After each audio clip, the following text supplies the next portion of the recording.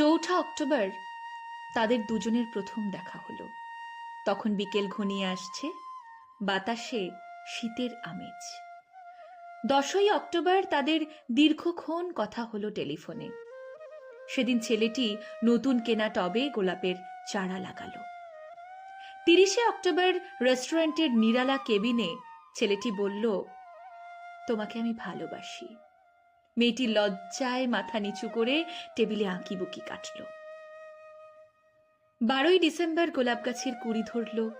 মেয়েটি রেস্টুরেন্টে ছেলেটিকে জিজ্ঞেস করল, কেন ভালোবাসো আমায়? আমি সুন্দরী তাই? তোমার চেয়েও সুন্দরী আছে কত। আমার বাবার প্রচুর অর্থ তাই?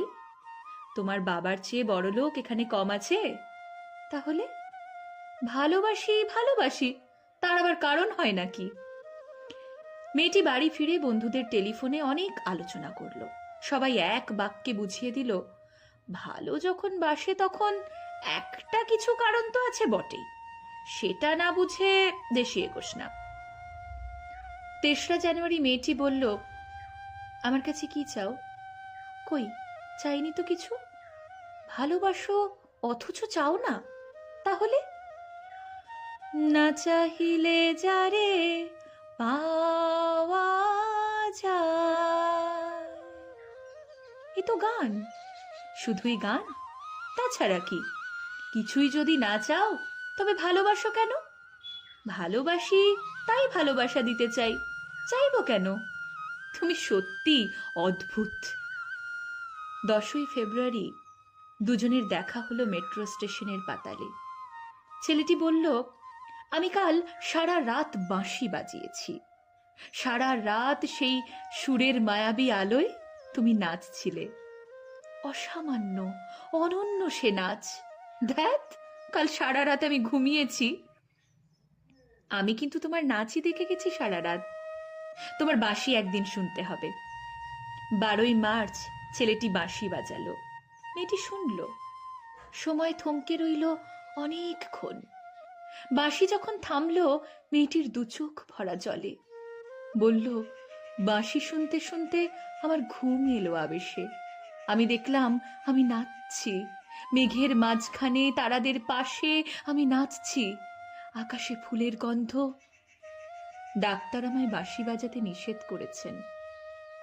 সে কি, কেন? বাঁশি আমায় টেনে নিয়ে যায় স্বপ্নের মধ্যে। ডাক্তার বলেছে, স্বপ্ন দেখে দেখে আমার মস্তিষ্কের শিরা উপশিরায় জট পাকিয়ে যাচ্ছে। তাহলে ভাবছি। 16 এপ্রিল মেয়েটি বলল, আমার বন্ধুরা বলেছে তুমি খুব ভালো, অসাধারণ, কিন্তু তুমি সৃষ্টি ছাড়া, তোমার স্বপ্ন সব অর্থহীন। আমি জানি। স্বপ্ন টপ্ন ছেড়ে দিতে পারো না তুমি? না। তাহলে তুমি তো আমাকে হারাবে। তোমায় পাইনি তো কখনো। 5 মে ছেলেটির মস্তিষ্কের অপারেশন হলো। একটু সুস্থ হতে মেয়েটি এসে বলল, ভালো আছো তো? এখন আর স্বপ্ন টপ্ন দেখছো না তো? দেখছি, আরো সুন্দর সব স্বপ্ন। তাহলে তো দেখছি অপারেশনটা আদেও সফল হয়নি। বাড়ি ফিরে বন্ধুদের ফোন করলো মেয়েটি। বন্ধুরা এক বাক্যে বলল, বাঁশি বাজানো, স্বপ্ন দেখা সবই ব্যাকডেটেড, সৃষ্টি ছাড়া।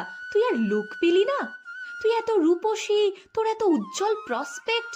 ভালো যদি চাস তাহলে শিগগির বিয়ে করে ফেল তোর দাদার সেই বন্ধুকে। উনি তো শুনলাম কানাডাতে সেটেল করবেন।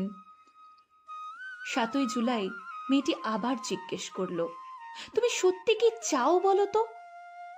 তুমি আরো সার্থক, আরো সুন্দর হয়ে ওঠো, ব্যাস, আর কিছু না। আর চাই স্বপ্ন দেখতে। ও, স্বপ্ন তুমি ছাড়তে পারবে না? না, তাহলে থাকো তুমি স্বপ্ন নিয়ে। 12 আগস্ট গোলাপ গাছে ফুল ফুটলো অনেক। সেদিন দুপুরে ছেলেটির মস্তিষ্কের আবার অপারেশন হলো। 13 সেপ্টেম্বর ছেলেটি মারা গেল। 14 সেপ্টেম্বর মেয়েটির শুভ বিবাহ সুসম্পন্ন হলো কানাডাগামী সেই পাত্রের সঙ্গে। 20 সেপ্টেম্বর গোলাপ গাছটি হঠাৎ ঝড়ে উপড়ে পড়ল। সেদিন সন্ধ্যার বিমানে মেয়েটি হানিমুনে গেল। যাবার আগে বন্ধুদের বলে গেল, স্বপ্নের চেয়ে বাস্তব অনেক ভালো।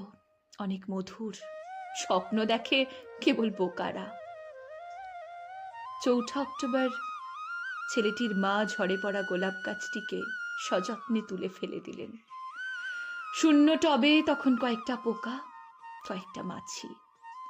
আমরা কেউ জানি না ওগুলো পোকা, মাছি নাকি ছেলেটির স্বপ্ন। আমরা ঠিক জানি না, আমরা কেউই জানি না।